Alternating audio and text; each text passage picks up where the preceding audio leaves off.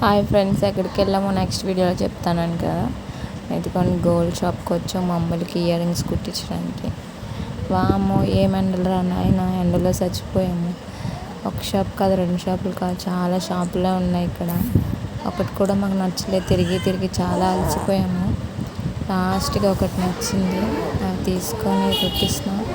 పిల్లలు ఏడుస్తారనుకో మేము చాలా టెన్షన్ పడతాం, కానీ అయితే అస్సలు ఏడైనా ఆడలేదు.